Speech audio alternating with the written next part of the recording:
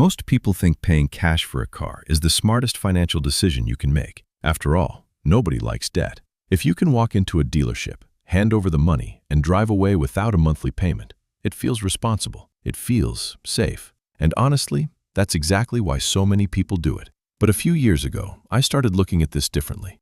Imagine you've spent years building your savings. You've been disciplined. You skipped unnecessary purchases, worked hard, and slowly watched your account balance grow. Eventually, you save enough to buy a $30,000 car outright.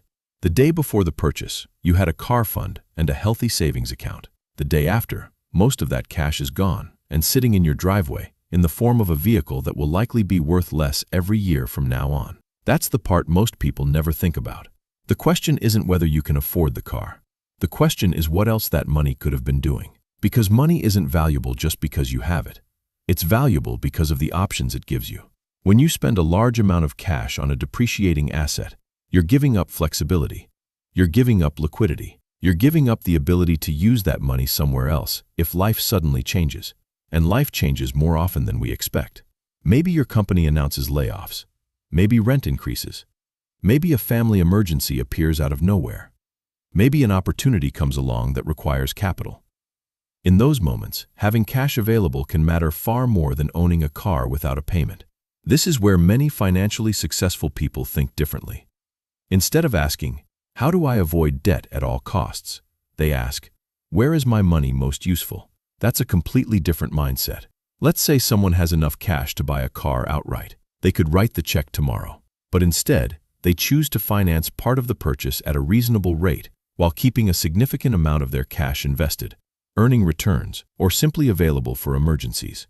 Suddenly, the decision isn't about debt versus no debt. It's about opportunity cost. Every dollar has a job. When all your cash goes into a car, that money stops working. It isn't earning. It isn't growing. It isn't providing flexibility. It's sitting inside an asset that loses value over time. Now, that doesn't automatically mean financing is always better. Far from it.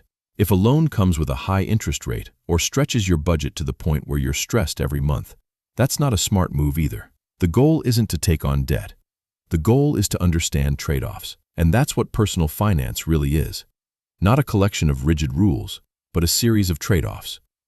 The truth is, many of us are emotionally attached to the idea of being debt-free. We associate it with security. We associate it with success. But sometimes, the feeling of security and actual financial flexibility aren't the same thing. I've seen people drain their savings to avoid a car payment, only to find themselves anxious a few months later because their emergency fund is gone. On paper, they're debt-free.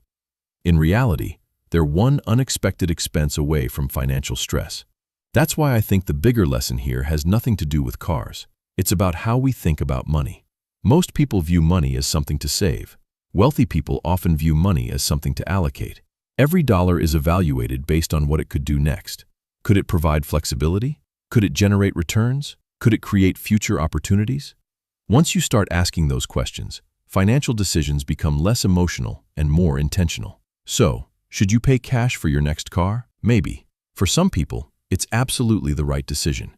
If you have a strong emergency fund, stable income, and the purchase doesn't significantly impact your overall financial position, paying cash can make perfect sense.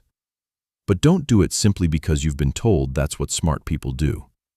Look at the full picture. Consider what you're giving up. Consider what you're gaining. Consider how the decision affects your future flexibility.